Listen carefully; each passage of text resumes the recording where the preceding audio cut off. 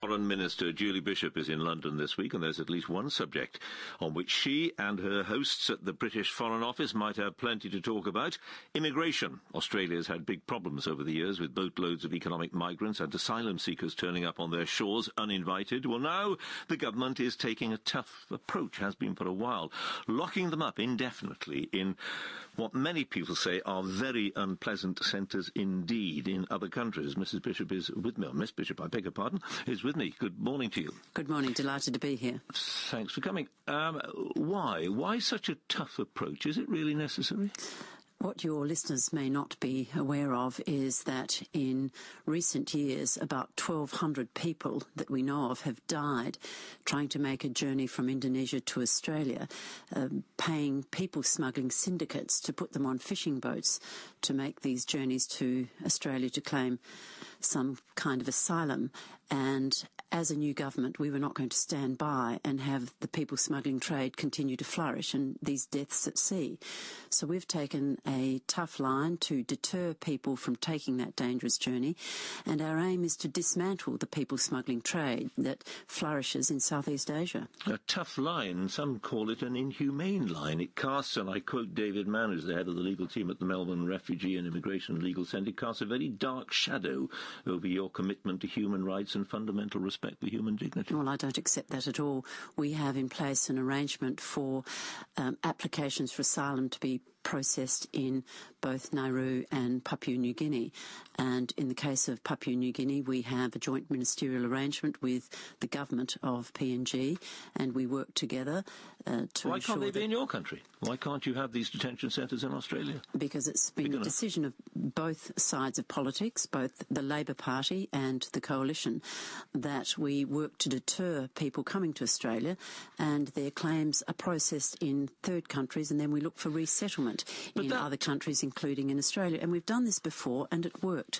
We were able to prevent the people smuggling trade from flourishing. We stopped people coming by boat. We stopped the deaths at sea. And then we have a very generous humanitarian and refugee program. But the government must be in charge of the refugee and humanitarian program, not the people smuggling trade. Yes, but you could still treat them humanely, couldn't you? I mean, it's been described, some of these centres, the one in the South Pacific island of Nauru and in Papua New Guinea, they're described as breeding grounds for rape, rioting, malaria and mental illness that bear the look and feel of concentration. Well, I've visited the one on Nauru, and that doesn't reflect what are their holiday my observations. Camps?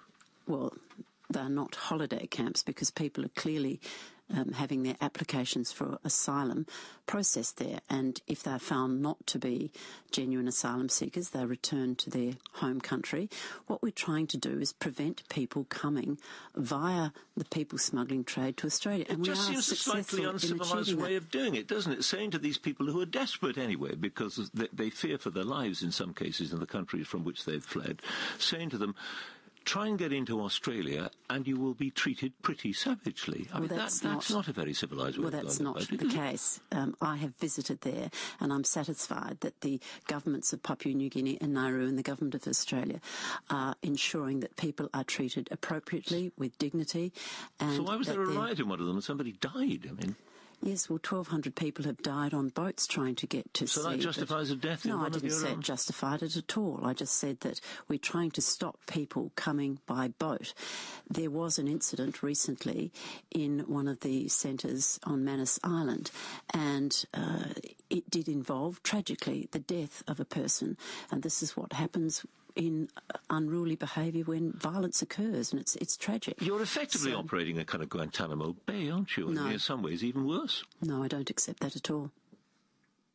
Why do your critics, who've looked at them very carefully, people who are experienced in these matters, say that? You mean the UNHCR? I mean the UNHCR. Yes, I mean other groups. We responded to the UNHCR's statement in Geneva, and we believe that the arrangements that we have in place with the sovereign government of Papua New Guinea and the Australian government means that people are being treated with respect, with dignity. They're given health care, they're given schooling, their children go to school, they have community centres, there are doctors. I've met with the doctors there.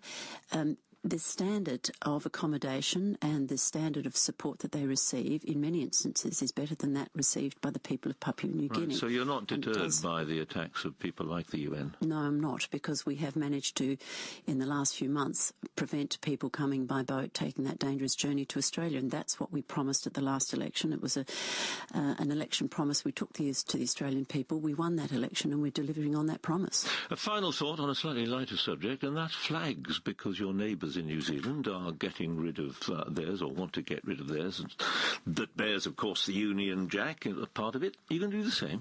I'm about to meet with Foreign Secretary William Hague and Defence Secretary Philip Hammond. I'm not going to start talking about removing the Union Jack from the Australian flag on the it doesn't quite. That rather invites the assumption that actually you rather like the idea. You're just scared of telling them. Well, I had a very enjoyable meeting with Her Majesty the Queen last evening, and I didn't raise the matter of the flag there either.